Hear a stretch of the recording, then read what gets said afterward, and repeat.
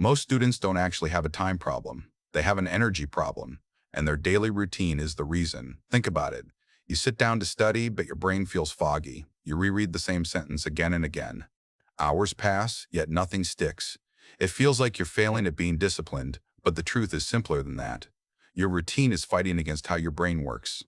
Today, I'm going to walk you through the perfect daily routine for students, not a strict schedule, not an unrealistic productivity fantasy, but a routine built around real science, real students, and real life. A routine that helps you focus better, learn faster, and still have time to breathe. And here's something important to keep in mind as we go. The goal isn't to do more. The goal is to do things at the right time. Let's start with the morning, because this is where most days are quietly lost. When you wake up, your brain isn't fully online yet. It's sensitive, easily influenced, and still setting its rhythm for the day. The first hour after waking acts like a steering wheel. It gently turns your attention, motivation, and focus in a certain direction. Most students grab their phone immediately. Notifications, messages, short videos, random information. It feels small, but neuroscience shows this gives your brain an easy hit of dopamine before you've done anything challenging. Later, when it's time to study, your brain resists effort because it's already tasted instant reward. Think of your brain like a muscle. If you exhaust it with light, repetitive movements first, it has less strength left for heavy lifting later. A better morning doesn't need to be impressive. Wake up at a consistent time. Get light into your eyes, sunlight if possible, or at least a bright room. Move your body a little. Stretch, walk, or do a few minutes of movement. Research on circadian rhythm shows that morning light helps regulate your internal clock, making you feel more alert and focused during the day. Light movement increases blood flow to the brain, improving attention and mood.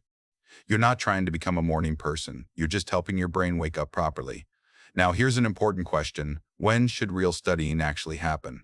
Like this so far? Subscribe and comment below. Most students wait until the afternoon or late at night when they're already tired.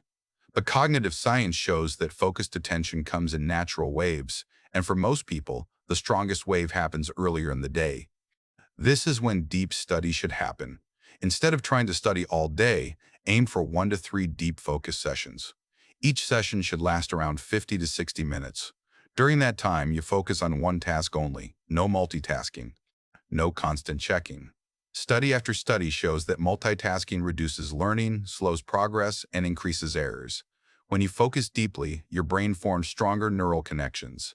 When you take short breaks, those connections stabilize and strengthen. Think of studying like pouring concrete. Focus pours it into place. Breaks give it time to harden. This is why students who study fewer hours but at the right time often outperform those who study all day. After deep focus, your brain needs recovery, not distraction, recovery.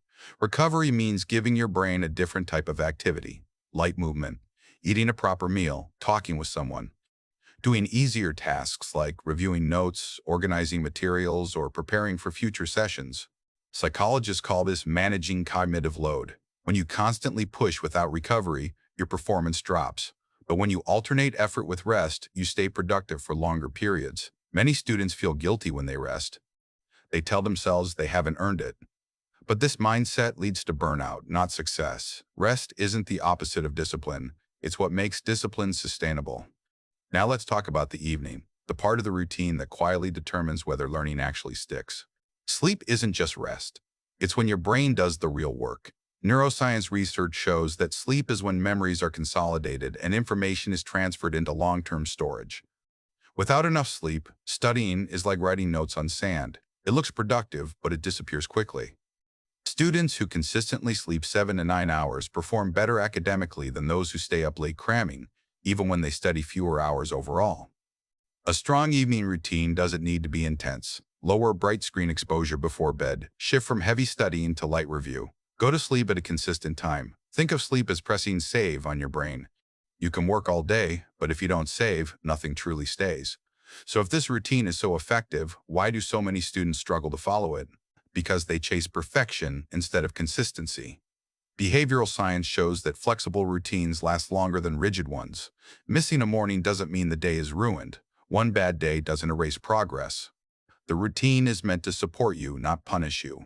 Instead of saying, I need to do this perfectly, try thinking, I'm the kind of student who protects their energy and focus. So let's bring everything together. Prepare your brain in the morning instead of overwhelming it.